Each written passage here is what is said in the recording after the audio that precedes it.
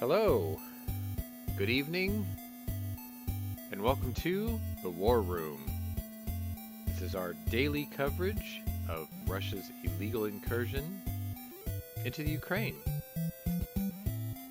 Today, I think I got everything right.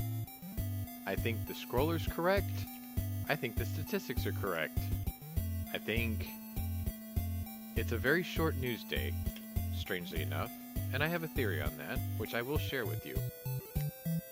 But it is day 27.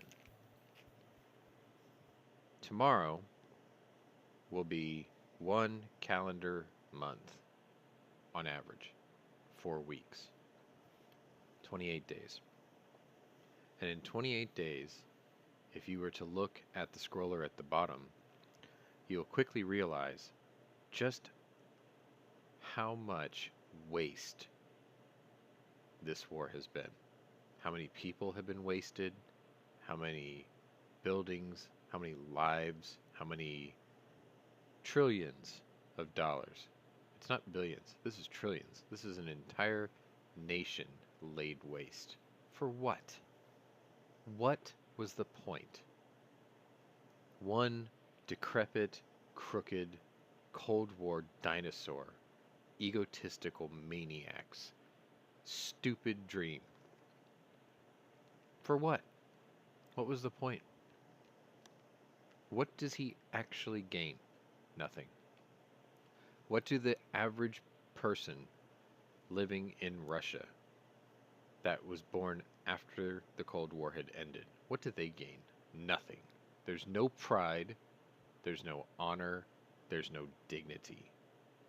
They're going to have to keep their heads down for decades to try to live out the shame of this. Stupidity. Abject stupidity. That's what this war is about. Anyway, I have some stories for you. It's not as detailed as usual, and my theory is because this has gone on for quite some time, I think the media may be getting bored of it, and that's kind of frightening. They're bored of telling the stories of atrocity, and the less they cover it, the less likely their narrative will push a, quote, world war. But that's what we're in, whether you want to admit it or not.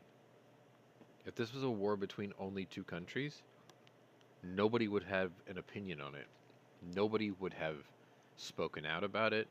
There would be no global news coverage in the 24-hour news cycle. Everybody in this geopolitical world has a vested interest in it, somehow. And yet, nobody's really doing anything about it. I mean, this war could have been avoided had NATO allowed Ukraine in. You've heard my theories on the people responsible for denying them entry. What you may not have heard is Volodymyr Zelenskyy call out the United States for posturing. There have been backdoor discussions where representatives from the United States has basically told Ukraine, you're never getting in NATO. And then they turn around in public press conferences saying, oh, if only they were in NATO, this could have been avoided. They're playing games with people's lives. They're playing games with a nation's life.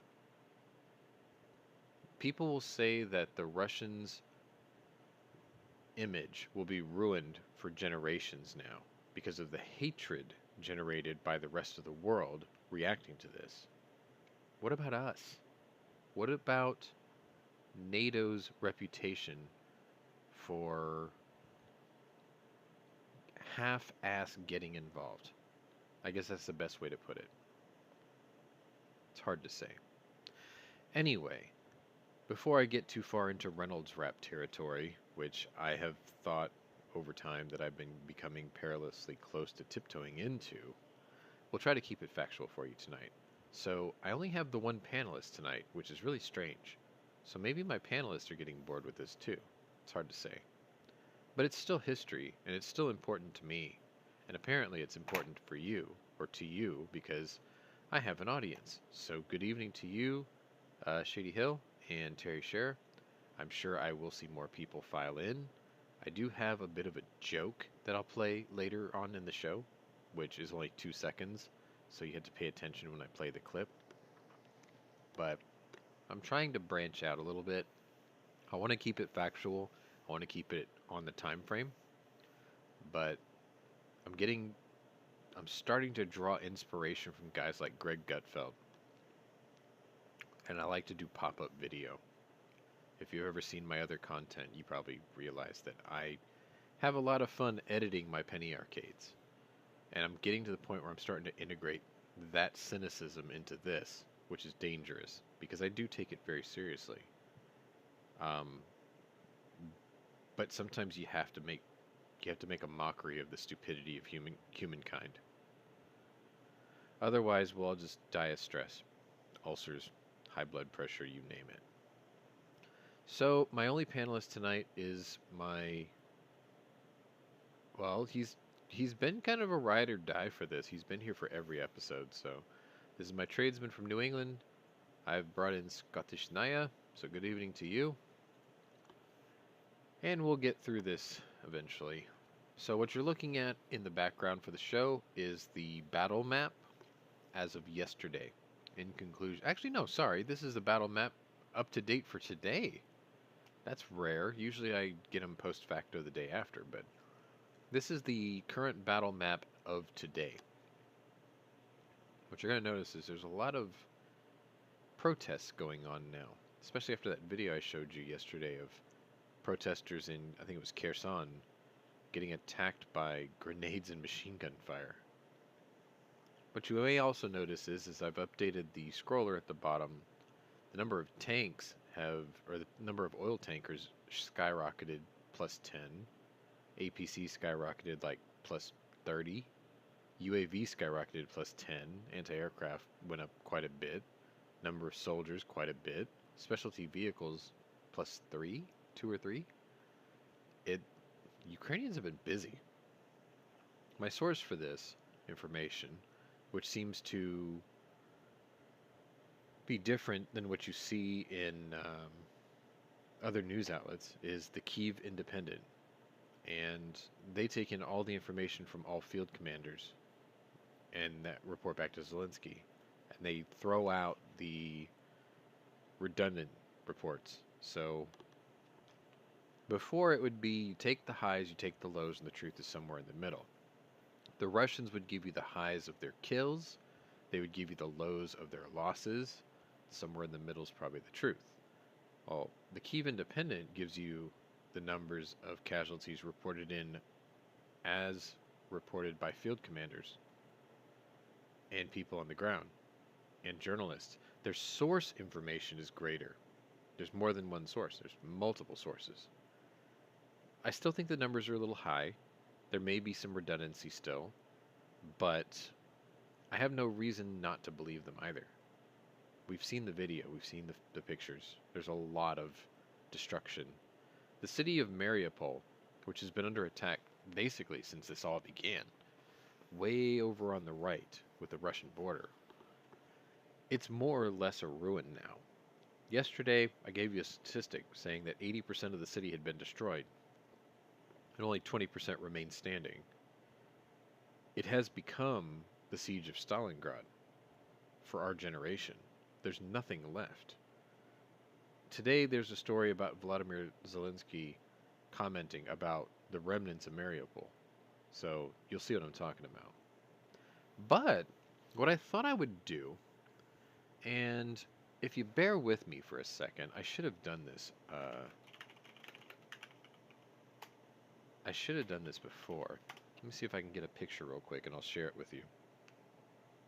That way you understand what I'm talking about. You may have seen pictures of Russian vehicles. I'm trying to think of a good one to show you. I'll use this picture of a tank. Let me load it up. Add image. But I wanted to explain something that hasn't been discussed yet, at least not on this show. Day 27. Here you go. I want to share this with you here. And you may have noticed that there's been a lot of videos and a lot of photos of this exact image. And you may wonder what it's about. Why is there a Z on the Russian vehicles? Tanks, APCs, trucks. I think they even have them on patches on the infantry. A lot of people seen it. Not very many people ask what it's about. Well, I'm going to tell you. So, this question popped up about 19 days ago. And what is the Z symbol? What it is it's an abbreviation for a Russian phrase.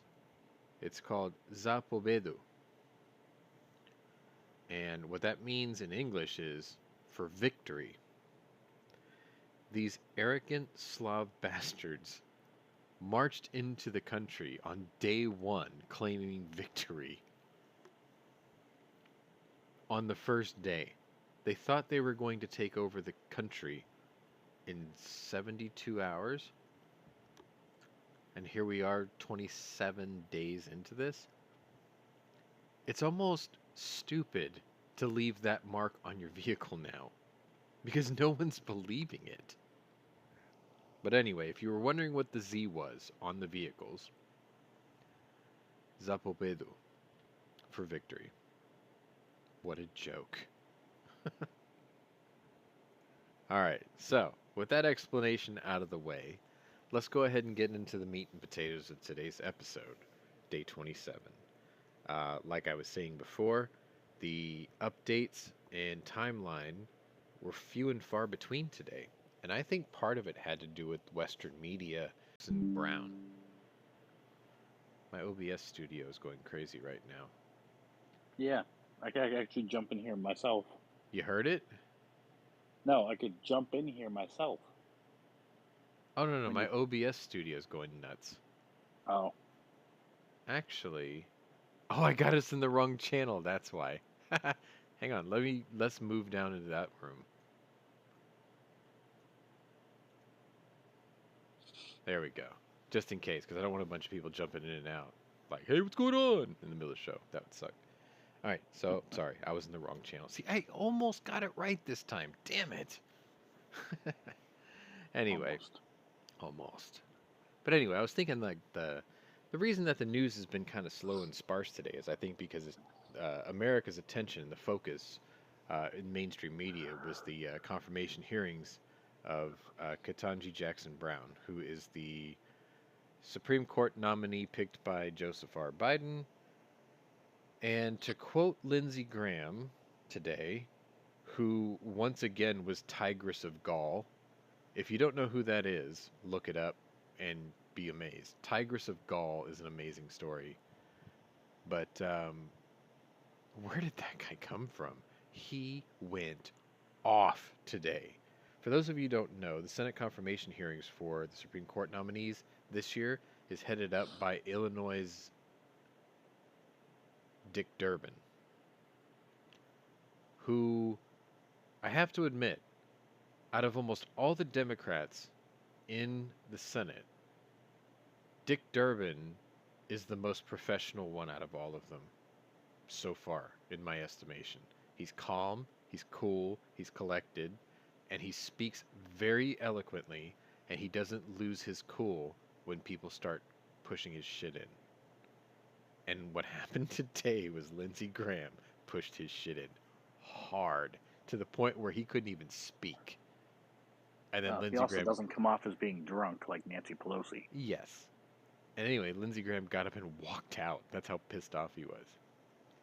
But anyway, the one point that I've tried to be very fair and impartial about this news today. I have read the resume of Ketanji Jackson Brown. She is qualified by the numbers. However, she's also a master at ducking a very serious question, and that is what is her judicial philosophy? She will not get into that because she's an activist. She cannot be blind like justice demands. She's written over 600 opinions as a district court judge. She's very, very opinionated. But she's not rude either, and she's not belligerent. She was very composed. They do this thing called the murder room. I don't know if you've ever heard of this, but it's a way to groom people for confirmation hearings. And they put a focus group of people in a room and they ask hard and sometimes very edgy questions to try to unnerve you. And it's good practice for you to be able to handle the heat of the meat, the what do they call that? Well, it's basically like you're stuck in a meat locker and you've got to be able to keep your cool. And I think she did relatively well today, despite the fact that Lindsey Graham asked a very pointed set of questions. She answered them pretty well, and then he ended his Josh comment. Hawley gets at her. No, I think he did already, but No, he brought up what he was going to be asking her about. well, yeah. And today was all about child porn, strangely enough. But the thing that Lindsey Graham said today that really stuck out in my mind is I've seen your resume, and you are ultimately qualified. And I would just like to point out the differences between the way that my party behaves and treats you as opposed to the way that the other side had treated the last two Supreme Court nominees, and what a mockery and a circus of it they made. And I hope that our professionalism reflects well upon you, despite the fact that we may or may not agree with your nomination. And he said, me personally, the only issue I have is every radical leftist Democrat from the squad nominated you. And I have a problem with that. Because he's like, why did they pick you? Right? That was his point. And I thought, that's pretty heavy, right? Ted Cruz, he started off, so we know each other. We went to law school together. I was 1 year your senior, yada, yada, yada. And like really made her nice and calm and relaxed. And all of a sudden, he just dropped a bomb on her. And you could tell she was pissed. Like she started to break just a little bit. But he timed this beautifully. Because just as she was about to lose her shit, he ran out of time. And she had this look on her face like, man, if we were in a dark room, I'd beat 7 levels of hell out of you. So the next couple of days should be rather interesting. And then, I think as you pointed out, Scott, even if they wanted to delay her confirmation vote, she would not be the longest delayed vote. You were right. Merrick Garland is going to be easily an extra 70 days. So, yeah, if they can try to delay this, but they're only delaying the inevitable. They're going to replace, in the next 2.5 years, they're going to replace Justice Breyer with a libtard. You just can't, it's unavoidable. Oh, best case scenario is they block this bitch because she does not deserve to be on the Supreme Court. She is qualified. She just has opinions that disqualify her. I just meant her job history qualifies her. There is no requirement. I know, I could be one. A judge. I should be one. To be on the Supreme Court. Yeah, like I should be one. That'd be great. The confirmation hearing would be quick. No, they'd be like, we don't have any dirt on you. Is they basically stall her until the midterms. Yeah. Republicans take the Senate and the House. Right. Which forces them to kill the nomination. They got to put somebody in there. Somebody who's more moderate. You see, that's the thing. Who the Republicans actually would vote for. That's the thing. They will not vote for her. No, you see, that's the thing. Lindsey Graham did. He'll be getting talking to, I would expect, behind closed doors. Well, he didn't vote for her for Supreme Court. He voted in favor of her when she was nominated for the district court in D.C. That's a whole different ball of wax. Well, it's because it's more political bullshit. That's why. That's all the Supreme Court is. It's not supposed to be. See, Well, that's what it all realistically is speaking, nowadays. a guy like me would be the perfect Supreme Court nominee. Because, like, justice is the only thing I think about, right? Like, I hate when people are dealt injustice. But I also understand that the only job of the Supreme Court is to answer a yes or no question about constitutionality, right? Mm-hmm. And I have no history, which means if I was at the confirmation hearing, there'd be no dirt. They'd be like, we don't know anything about you. I'm like, great. And then they'd be like, what do you think about this? What do you think about this? And I would just give them opinions based on that. There'd be no bias. You also know that they are going to dig through whoever's It's fine. nominated through their digital fingerprints. That's fine too. Back to when they were a teenager. That's fine too. They'll be like, were you ever You part keep of saying Anonymous? that. Well, no, I'd just be like, they'd just be like, were you ever part of Anonymous? I'd be like, maybe, as I like slide the Guy Fawkes mask off the table, you know. Were you ever involved in street racing as a kid? Yeah. Like, what would they have? They'd have nothing. Anyway, I'm just babbling. Let's move on. Let's just get to the stories. Well, they went after Gorsuch for liking beer. Yeah, that was really dumb, though, wasn't it? Like, that was a stupid thing to go after. That's how little of a That's how thing petty they were. Yeah. They can go after me for beer. Do you like beer? Yeah, some of them. Do you have a personal preference? Yes, Belgian quad ales. So you don't like any American beer? No, I like all beer. Just don't give me that garbage old engine oil from England. Blah. Or Shingu. Meh. We're good otherwise. I'll drink just about any beer. Anyway, the reason I brought all that up was because I think a lot of that theater and circus today is why there were very few stories about what was going on in Ukraine. However, the cream always rises to the top. The most important stories of the day still made it to the news, and hopefully I've done a good job of bringing them to you today. So let's go ahead and get started, because I think we're going to be able to get through this relatively quickly. I suspect we'll be done in an hour. So let's try to meet that deadline like we did yesterday. First story that I've got for you actually showed up right after the end of the show yesterday. Immediately, shortly after the show yesterday. About 1:23 my time, which would have been 8:23 in Ukraine. So, wakey wakey, eggs and bakey. It's breakfast time. It's dawn. Everyone gets to see what cities are burning and how many people are dead. It's kind of how it works in Ukraine right now. It's a really sick reality.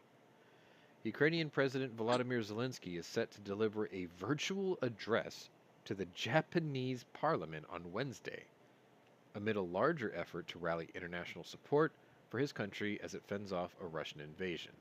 An online speech by a foreign leader to the Japanese lawmakers is unprecedented. So the question I have to ask is, this is the first time, I think, in known history that a world leader is going to address Japan's parliament. First time ever, right? Now let's just take the history of the absolute brilliance of Volodymyr Zelensky's, what's the word I'm looking for? Diplomacy, right? His diplomatic approach to reaching out to the hearts and minds of the nation he speaks to. When he spoke to the United States Congress, he started pulling references of FDR, MLK, John F. Kennedy, Ronald Reagan, maybe even little bits of Rudy Giuliani post 9/11. He found inspirational references to his speech to appeal to our Congress to help him. It was amazing. It was on point. It was so important that I not only did I do it in the episode for this war room, I did a separate video just for his speech, and I didn't interrupt it. No commentary. I just put a little thing at the bottom saying, I have nothing to add to this. This was perfect. And I put that as a separate news bulletin, which some of you may have watched, maybe only for like 10 seconds when you realized, oh, wait, no, this was part of the other show, which is fine. Like, that wasn't for you guys. That was for whoever finds my channel later. If you've been here every day watching this, you saw it. He reached out to the German Chancellery. He did the same thing. He brought up a Cold War reference. He brought up the Berlin Wall. He brought up the pride of the German people when the wall came down. All of it. He reached out and he grabbed the heart of whoever he was talking to. He didn't pull it out of them. He didn't crush it. He reached out and touched it. And he made it personable for whoever he was speaking to. He did the same thing to, I think it was Bulgaria and Romania and Slovakia and Poland. He did the same thing to France. He did the same thing to Canada. He finds references relevant to your history. And he uses them, and he crafts them, and he weaves them into a lesson he can teach you, the audience, that will actually click. Tomorrow morning, he's going to do that with Japan. How? The question is, how? How do you bring up Japanese history in a way that touches them to make them go, we need to help that guy. That magnificent bastard is worth saving. They were the bad guys in history. To the Chinese, to the United States, to the Philippines, to all the micro, Southeast Asian islands. What could he possibly say that will reach out and touch the Japanese people without offending them? I'm ultimately curious.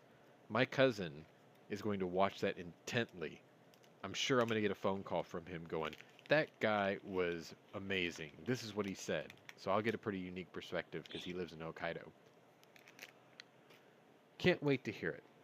He did speak to another nation today. I will get to that shortly. It's a separate story, but I will definitely get to that for you guys, so just sit tight. So the next story I've got for you comes out about an hour later, about 9:30 a.m. And it reads, I got a picture for you too. Here you go. Yes, that's the joke at the bottom.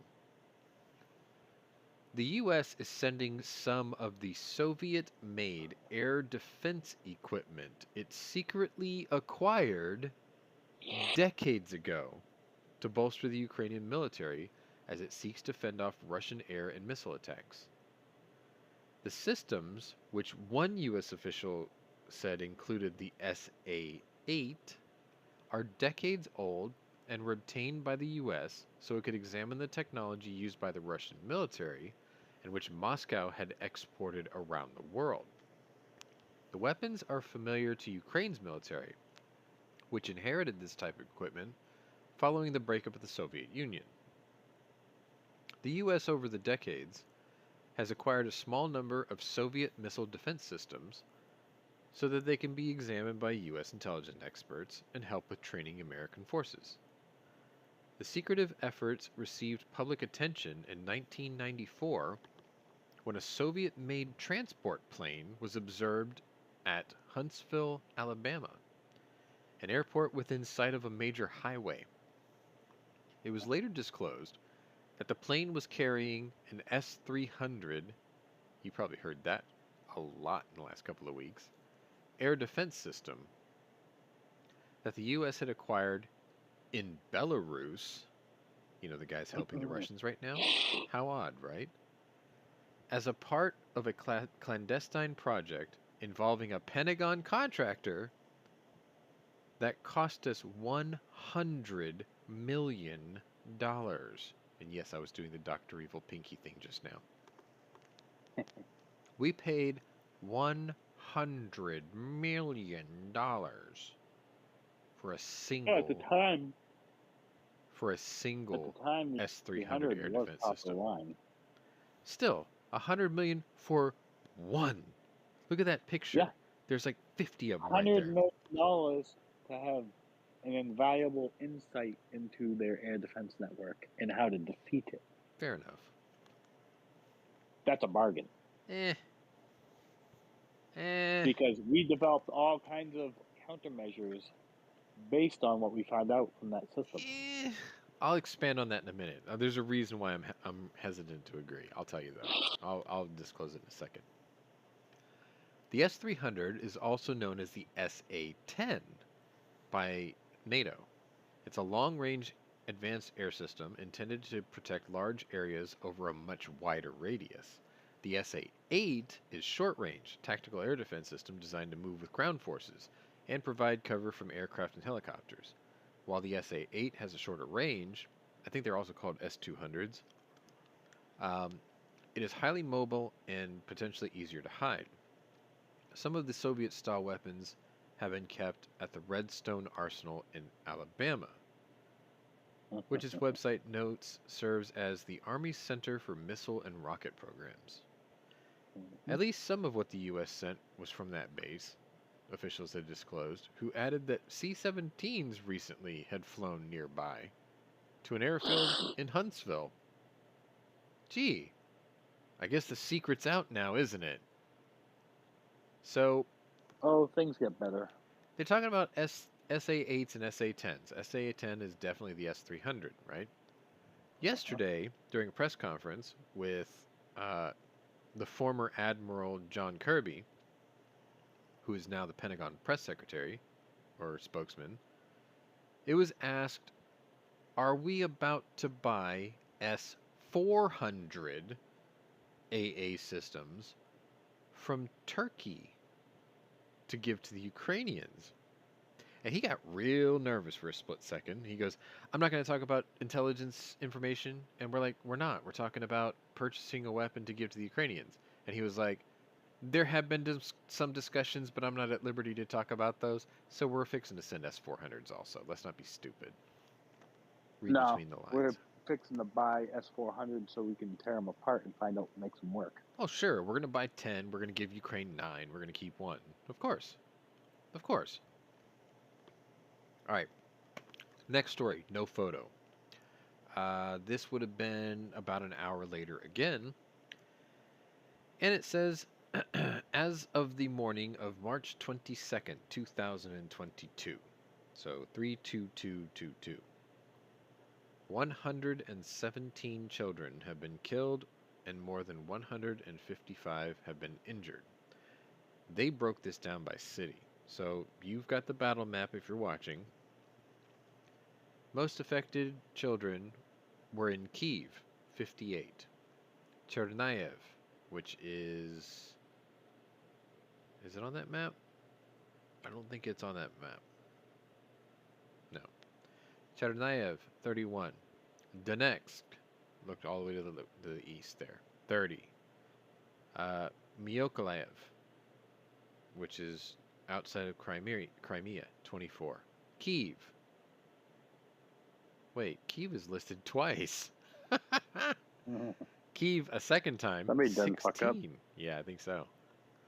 Zhytomyr, which I don't think is on that map either, 15. Kherson, this is also outside of Crimea, 15. And Sumy, which I think is way up north near Kharkiv. It's near the border, real close to the border of Russia, 14. 117 kids. Anyway, just thought that would make a sobering statistic for you. Then there was a bit of a gap, because I think everyone was watching the Senate confirmation hearings. Big gap. So now we're going to fast forward about 3 hours. 11, 12, 1. Yeah, about 3 hours. 6:33 a.m. my time. Still not awake. Me, personally, still not awake. The fox hunt started. I grabbed 3 pillows, shoved them over my head, tried to fall back asleep. It's 1:33 p.m. Ukrainian local time. I have a picture. Here you go. This is slightly post facto, too. They needed time. Ukrainian President, this is the other speech, by the way, Volodymyr Zelenskyy, in a speech Tuesday to Italy's parliament, accused Russian soldiers around Kyiv of, quote, torturing and kidnapping children, which I have another story for, so we'll get to that, while declaring that the eastern city of Mariupol is completely destroyed. Keep in mind, yesterday, it was 20% of the city remained. Today, he's declared that the entire city is destroyed, which means nothing's left. Kyiv has been through harsh wars throughout its history. After all of the victims and sacrifice, it deserves to live in peace, just as the same as Rome deserves to live in eternal peace, or any other city in this world. He told this to Italian lawmakers. Unfortunately, this is not the case. The bombs are falling every day. These attacks are happening in Kyiv and around towns in Kyiv. Russian troops around Kyiv are killing and torturing everybody. They are torturing and kidnapping our children. They're stealing what we have there. They're robbing everything, he says. This is what happened in Europe last time due to the Nazis when they were occupying other countries. He continues. Zelenskyy said that as of Tuesday, 117 children have died in the war in Ukraine. This is the price of procrastination of pressure on Russia to stop this war. There are thousands of injured people, tens of thousands of destroyed families, and hundreds of thousands of lives ultimately destroyed and abandoned houses. Zelenskyy also declared that Mariupol is completely destroyed. Russian artillery and missiles are not stopping destroying Ukrainian cities. Some cities like Mariupol, as you've heard, have been completely destroyed. The city had around 500,000 people living there. This is close to what you have in Genoa in Italy. And now in Mariupol, there's nothing left but ruin. Zelenskyy urged lawmakers to secure peace and at the end of the conflict by ramping up sanctions on Russia and its oligarchs. Don't be a resort for murderers. Block all of their real estate, all of their yachts, all of their bank accounts. Freeze all of their assets. Let them use their influence, but only for peace. This photo was taken because he had like a 2-minute standing ovation at the end of his speech. He chose his words very carefully because Italy is a unique story of being part of the Axis and then joining the Allies in World War II. He did not mention Mussolini, Il Duce. He did not mention Italy's involvement in the Second World War, working with Nazis. He brought up the fact that the Nazis were occupying other countries and robbing them of their resources and everything. They did do that to Italy too. They were using Italy like pawns. So I think he struck the right nerve and tone, and it got their attention. So I'm very, very curious what it's going to be like tomorrow when he speaks to Japan. Really curious. I can't wait to see the recording. So let's move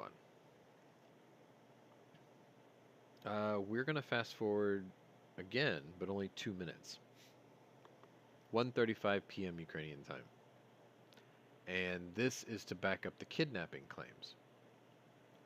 U.S. Embassy in Kyiv on Tuesday have accused Russian soldiers of kidnapping nearly 2,400 Ukrainian children in the country's east. It's 2,389. That's a lot of kids. According to the Ukrainian Foreign Ministry, Russian forces have illegally removed 2,389 Ukrainian children from Donetsk and Luhansk oblasts to Russia. This is not assistance, it is kidnapping. This came the day after stories, and this is pretty sad, dark, horrible. There were people in Poland going to the border where the refugees were coming in. The majority of the people coming into the country are women, some with children, some without, most without their spouse or a male presence. And these people would come in their cars and they would offer assistance to these women and take them to hotels and then rape them in the middle of war, even in Poland. Pretty sure the Polish police are not tolerating this. Pretty sure there's going to be a lot of beatings and not a lot of civil unrest because of those beatings. However, they have now, because of this, changed their rules on assistance to refugees.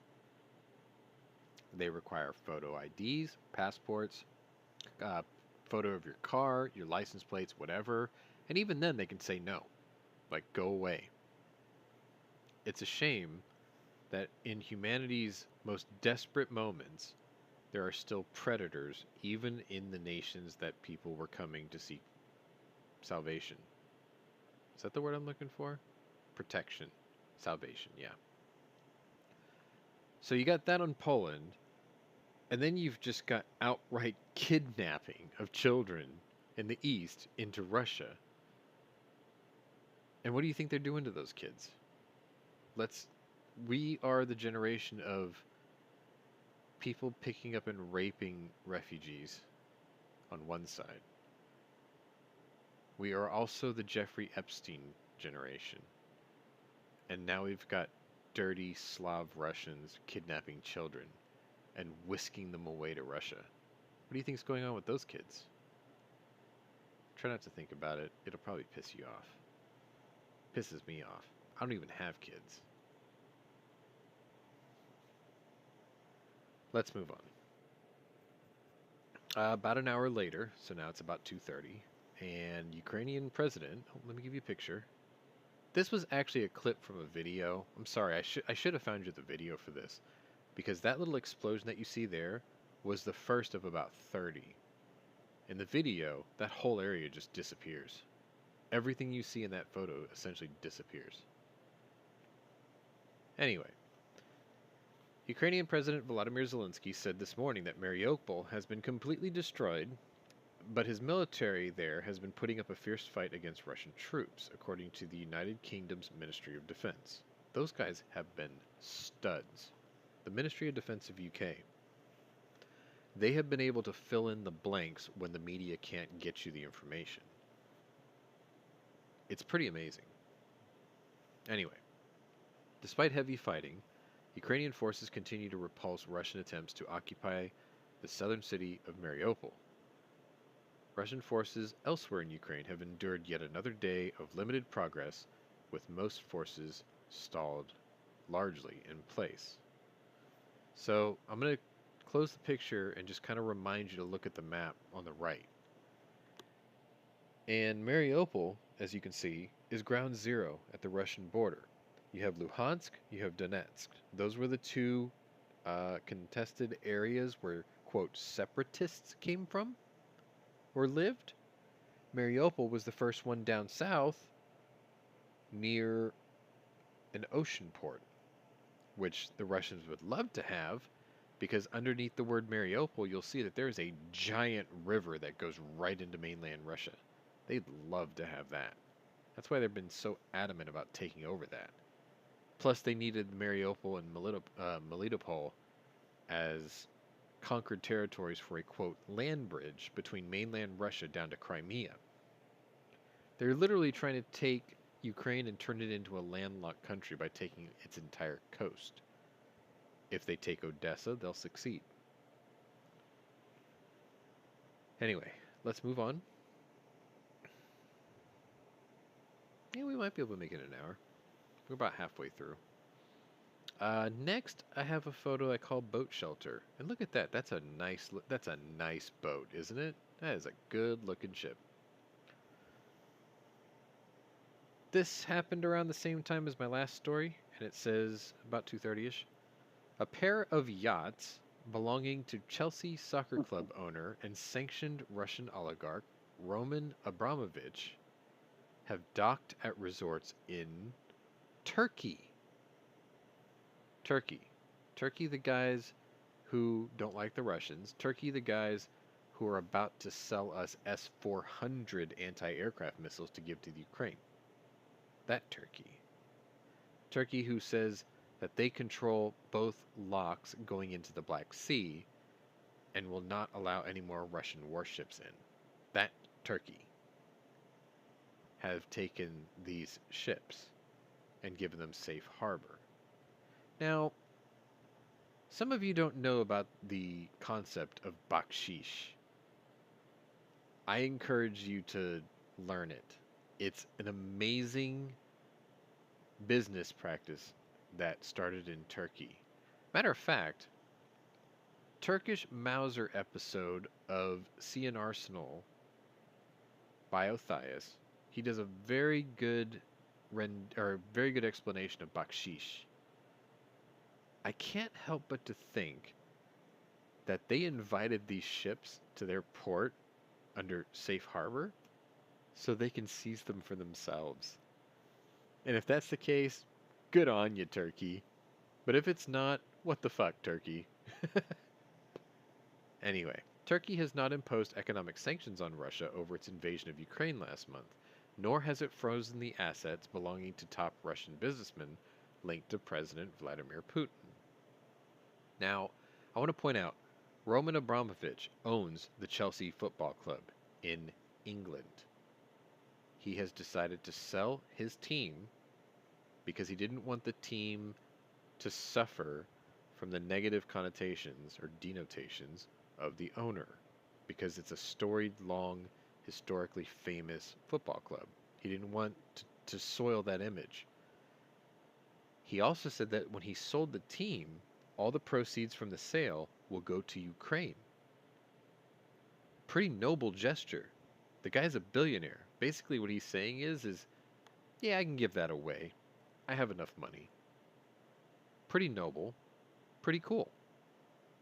Part of me thinks, let the guy keep his boat. After all the other things he's willing to sacrifice, let the man keep his boat. Right? But then again, if he takes it to Turkey, and Turkey just says, we don't have any sanctions against you, you can come park your boat here. And then all of a sudden goes, that boat's worth about 600 million. Okay, we're seizing this boat. Go fuck yourself. It's ours now. Whew. You didn't pay bakshish? Now you lost your boat. Got it. Pretty sick, pretty underhanded. Pretty cool boat you just got, Turkey. Anyway, I don't know if that's the case. All I know is they took in the boat.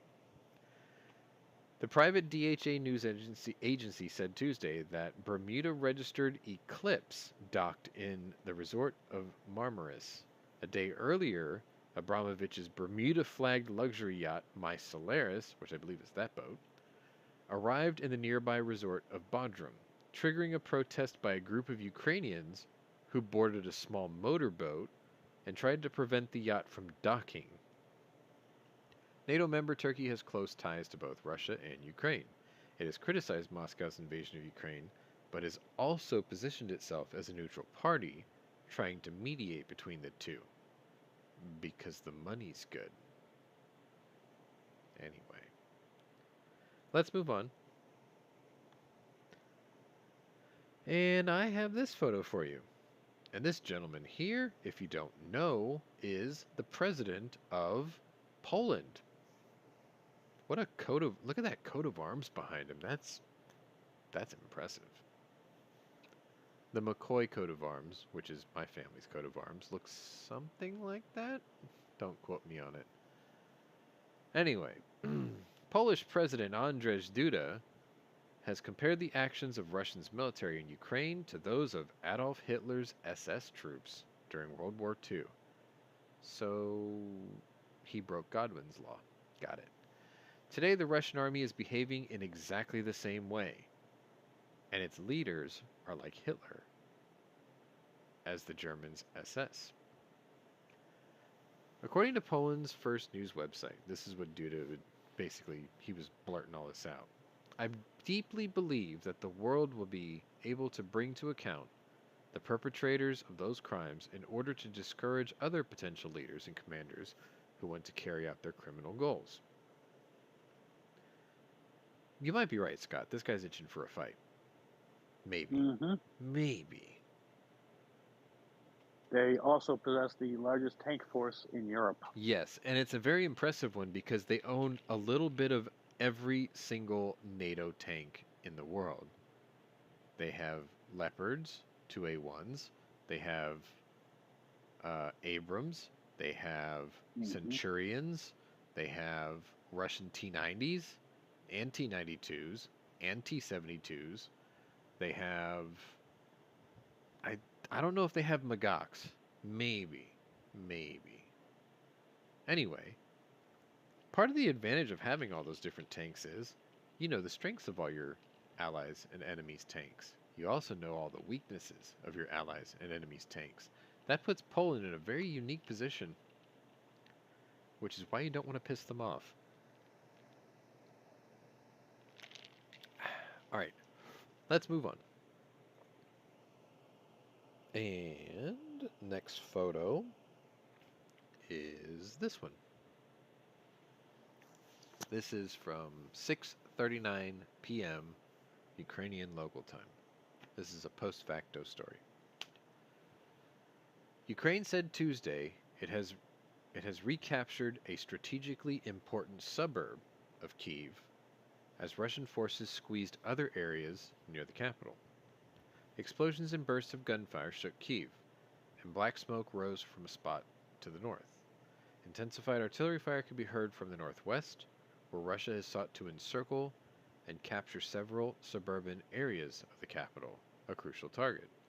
Residents sheltered at home or underground are under a 35-hour long curfew imposed by city authorities that runs until Wednesday morning. Sorry. Early Tuesday, Ukrainian troops drove Russian forces out of the Kyiv suburb of Makariv after a fierce battle. Ukraine's defense ministry had reported. The regained territory allowed Ukrainian forces to retake control of a key highway and block Russian troops from surrounding Kyiv from the northwest. So let's take a look at the battle map again here. And essentially what it is the area just around the letter V in Kyiv. So you see how there's like this red claw all the way around the city of Kyiv. There's this like advanced areas by Russian forces with the with like the candy cane lines, and then they've got areas that have already been secured. So they're trying to encapsulate the city because as soon as they can do that, they can begin to lay siege to it effectively. Nothing gets in, nothing comes out. That's their ultimate goal. The military of Ukraine had more or less conceded the northern area because there's nothing tactically important up there. However, to the west and the southwest are the major bridges that cross the Dnieper River. Kyiv is like Budapest in the sense that the capital city resides on both sides of a major river. If the city were to fall, or about to fall, they could literally detonate and destroy all the bridges on the Dnieper River and hold off the eastern part of the city, or the western part of the city, depending on which side they want to retreat to. Then you really do end up with the siege of Stalingrad in Kyiv, because there was the Volga River going into Stalingrad, and how they had to cross it to take over the ruins of that city. The Germans had to cross it to take over the ruins of that city during their siege. And everyone knows how long that lasted, and everyone knows how that ended. So that's kind of what the defenders are trying to do now. Now, if you're a Russian battle planner, what you're doing right now in Kyiv is actually quite smart, because you're doing a pincher movement to try to encapsulate the city not only from the west to hook around as an end around, but they're also doing it to the east, which means whichever side breaks through first, the other side has to blow the bridges. But see, they're fighting on two sides right now. So maybe they can't blow the bridges because they would need them to escape into the arms of the enemy on the other side. Pretty risky business. That's why they're fighting so hard right now to prevent losing the southwest corner. Because the southeast corner, it's wide open. Like Russia has no control of any of that. I think Dnipro's been just aerial attacked. So it's like that's why the battle map has very few red marks on it. All the explosion marks are usually air blasts, like air attacks, missile attacks, things like that. Infantry has not taken the interior of the country yet. Not to say that they won't try. But they're running out of food, they're running out of bullets, they're running out of fuel. And Vladi is running out of patience, which is why he's starting to use the dagger missiles. Anyway, moving on. We're going into 6:45, 6:44 Ukrainian time, ish. These are all estimated times, by the way. A senior U.S. defense official said Thursday that Secretary of Defense Lloyd Austin is still considering the possibility of deploying additional American troops to NATO's eastern flank in Europe as the war in Ukraine rages on. Now, bear in mind, we have 100,000 troops stationed along the eastern flank, or the western edge of Ukraine. Anyway, the official said that Russia's military remains stalled outside of Kyiv, and some of their soldiers are beginning to suffer from frostbite. I'm having a hard time wrapping my head around that because it was 76 degrees today. But up there, still winter, still snowing, still cold. Because they lack the appropriate cold weather gear for the environment that they're in, maybe it helped that I bought their cold weather gear a couple months back. I took one set away from them. Anyway, in addition to food and fuel, even in terms of personal equipment for some of their troops, they're having trouble. The official also spoke about the resilience of the Ukrainian military, saying, "We continue to see them defend in a very nimble, agile way. What we're starting to see are indications that they are now able and willing to take back territory that the Russians have taken." I'm reading that and I just realized how poorly I edited it, so I had to stop and make corrections on the fly. Alright, moving on. About the same time, I'll have a video for you with this one. Anyway, it's only 2 seconds long, so you have to pay attention when I play it. 6:45 p.m. Ukrainian time. This would have been 12:45 a.m. Washington, D.C. A senior U.S. defense official said Tuesday that we have seen clear evidence that certainly over the last week or so, the Russians have deliberately and intentionally targeted civilian infrastructure, hospitals, and places of shelter in Ukraine. And we have indications of behavior on the ground by Russian forces that would like to likewise constitute war crimes. The defense official also said Tuesday that Russia continues to talk about using chemical and biological weapons in Ukraine, but intelligence suggests no imminent threat of such an attack. Well, because there's no warning when that happens.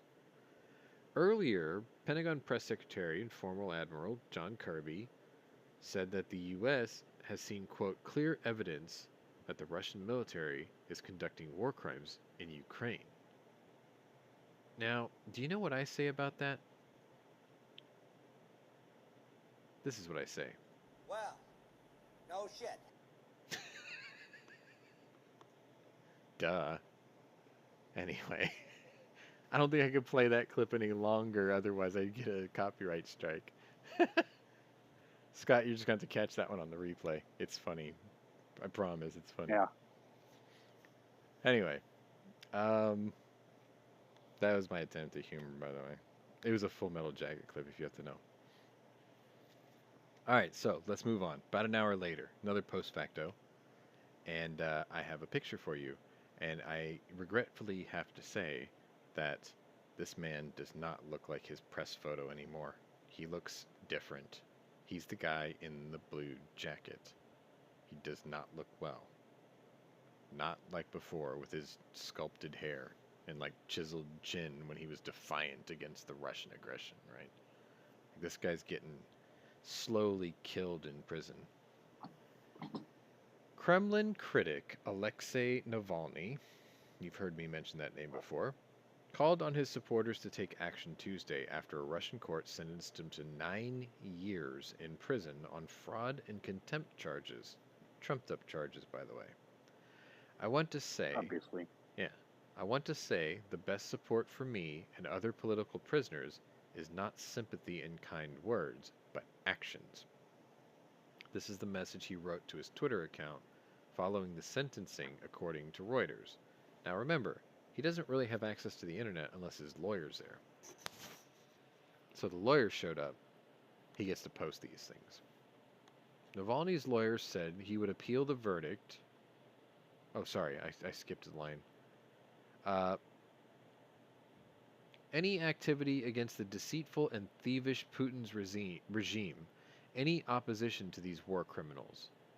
Navalny's lawyer said that he would appeal the verdict as he is, quote, sure of his innocence. In the latest charges, Navalny was accused of using nearly $3.5 million in donations collected by his nonprofit for personal purposes. In 2021, Navalny was jailed after he returned to Russia following an incident where he was poisoned. At the time, Navalny received medical treatment in Germany. He blamed the attack, which involved a Soviet-era nerve agent, on Russian President Vladimir Putin. So I had this question, right? I guess we can't just break him out like the Germans did for Mussolini, can we? Send in a SEAL team, sneak up, swiggity-swoogity in the middle of the night, exfil him. We can't do that? Is this guy not cool enough to save? I guess it's a good question. Also, Scott, if you do get to see the replay, wait till you see the uniform the cop on the far right is wearing. That'll look familiar to you, because I bought it. Sober? Yeah, it's sober. It's definitely sober. It's either sober or Oman, but it's definitely the same camo. All right, let's move on. We're going to fast forward 3 hours. 3 hours. And it's actually my last story of the day. And I don't have a picture. Yeah, I don't have a picture for you. So this is his last story of the day. 10:53 p.m. Moscow. So, for once, today's war room cutoff is actually at the end of the day, even over there. I don't have a thing that lapses over into early AM hours. I'll check just before we sign off for the day to see if there's any updates, but as far as my cataloged stories, Russian President Vladimir Putin spokesman Dmitry Peskov refused Tuesday to say that his nation would not use nuclear weapons if it thought Russia could be destroyed. Now, how is Russia being destroyed? They're not even being invaded. Anyway, Peskov said that the conditions were consistent with the nation's national security concept. If there's a threat to the very existence of our country, it can be used in accordance with this concept, he stated in response to the question of whether Russia's use of nuclear weapons could be completely ruled out. According to the Russian government-controlled news site TASS, Russian military doctrine envisions use of nuclear weapons in a first-use scenario if it is losing in a conventional conflict. You mean like the last 27 days? Ukraine is exactly the scenario for which this was developed. This came from Rebecca Koffler, who is a former DIA intelligence officer who specializes in Russia. They fear the U.S. intervention in Ukraine because they fear we are conventionally superior. Oh boy, little big man complex. And if they interpret our action as offensive rather than defensive, that is when the viability of Russian statehood would be threatened. in accordance with the national security concept of Russian military doctrine. So, Russia's under threat of being destroyed without a single foot stepped into Russia. And if that is the case, they are not beyond a nuclear response. Right. Because Okay. they think Ukraine is still Russia. They think everything is still Russia. No, basically, yeah. Yeah. All right. I saw on some news footage that some Russian newscasters were suggesting that Russia go back into the Baltic states and Poland. Yeah.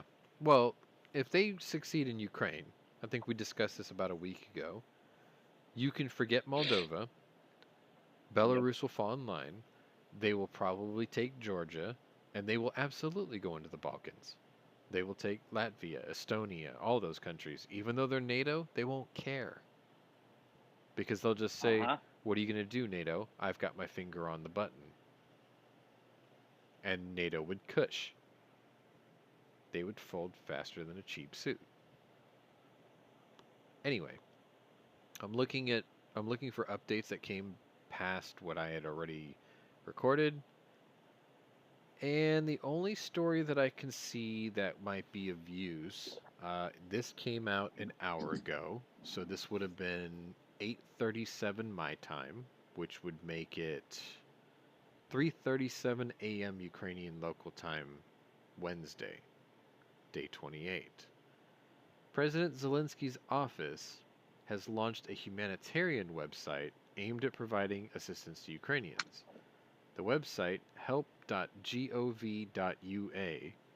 has a number that people can dial as well as step-by-step instructions for delivering humanitarian aid to Ukraine. The website comes as many Ukrainian cities have faced a constant barrage by Russian forces, with many residents struggling for food and medical supplies. I will have you know, there is a thing called... It's Billy Graham's son that runs it. It's like Shepherd's Salvation or something like that. He's been donating food, supplies, and medicine since this all began, which is a noble thing. There's also I think it's called the Organization of Christians and Jews or something like that. They've been doing a lot of commercials, and they've been airdropping food and medicine and clothing as well. So stuff is arriving. It's just where it's arriving to is the question mark. Are they dropping it off in Poland and then trying to truck it over? Because they certainly aren't landing in Ukraine. The whole country's a hot zone for missiles. And missiles are bad, clearly. Anyway, so now the president has his humanitarian aid website up too. I guess it's for coordination. Don't be surprised if Russian hackers aren't watching it intently. I mean, this is the same country. Maybe that's the point. Yeah. This is the same country that completely destroyed a mall because they said that there were missiles inside it. Unfounded accusation. This is Russians doing Russian things. Well, you'll have some good stories for tomorrow. I suppose. Funny thing is... I just put... Oh, go ahead. I just added a couple to warn of changes. Okay, so I'll take a good look at that in a bit. Anyway... Wally gives an interview. You guys in the chat have been awfully quiet tonight. It kind of makes me wonder if something is broken. Like, did something happen today? Or are you guys just socially distanced? Anyway, as promised, I'm not going to keep you too long today because that was the last story I had. So what I will go ahead and do is play this. And I will thank you all for taking the time to watch us today on Monday, day 27 of The War Room. If you are new to my channel, welcome. But if you're a regular here, welcome back. Either way, maybe check out my other playlist and see if my other interests might be of interest to you. I do realize that I quirk other shows right now, but I'm going to keep doing this every day until this is over. It's exhausting, but it's also rewarding. And it's content. And I will probably go back to editing gun videos for later this week. So, anyway, I want to take the time to thank you all for watching. And if you may know somebody who wants to watch it, let them know so they can come and watch it too. We'll see you tomorrow. Slava Ukraini. This was the War Room.